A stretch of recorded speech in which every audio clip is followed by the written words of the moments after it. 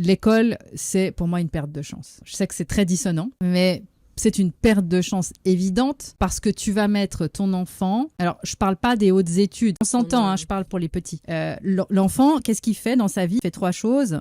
Il imite, il joue et il répète. C'est pas très compliqué, en fait. Hein. Notre cerveau n'est pas fait pour apprendre. Il est fait pour résoudre des problèmes. Et donc, c'est comme ça qu'on mémorise. C'est parce qu'un jour, on a un problème dans la vie, puis on doit trouver des solutions pour le résoudre. Donc, le cerveau, il est câblé pour ça. Tandis que quand l'enfant lui-même, il va être intéressé par un sujet parce qu'il a envie d'être là-dedans. Par exemple, j'en sais rien, là, il est à fond dans le mode « je vais faire des cabanes en bois ».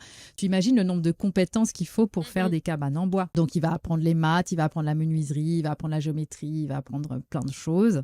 Pourquoi pas même le dessin en 3D, etc. Puis, imagine un petit, tout ce qu'il peut apprendre en même temps. Et pourquoi il va apprendre vite? Parce que son problème, c'est de faire la cabane. Donc, crois-moi qu'il va être motivé. Et en fait, le cerveau, pour qu'il se développe bien et vite, et qu'il fasse de nouvelles connexions synaptiques, il va avoir besoin d'un engrais, parce que tous ceux qui jardinent savent que les engrais vont aider à ce que les plantes poussent très vite. L'engrais de notre cerveau, c'est l'enthousiasme.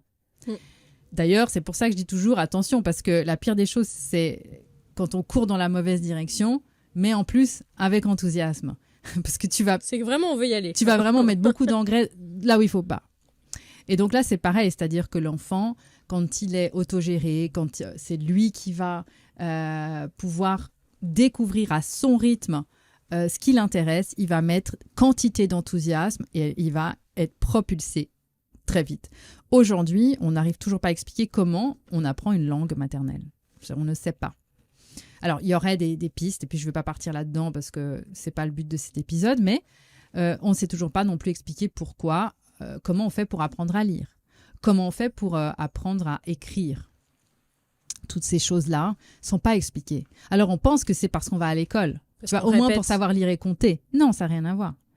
C'est quand tu es dans un environnement avec beaucoup de stimuli, un environnement riche, forcément que tu vas apprendre. Maintenant, que je te mette à l'école ou que je te laisse dans un champ tout seul... Ça va pas être mieux si tu es dans un champ tout seul, tu vois. Il faut que tu sois dans un environnement qui va être avec des signaux que tu vas pouvoir utiliser. Et donc, tu as des enfants, par exemple, qui vont apprendre à lire plus tard que ce que le programme scolaire va te dire, mais qui, 2 mois après, vont écrire un livre. Ça, c'est très courant chez les enfants qui ont autogéré leur apprentissage. Et ça demande une très grande compréhension du cerveau, une très grande confiance. Et c'est ça le port d'attache.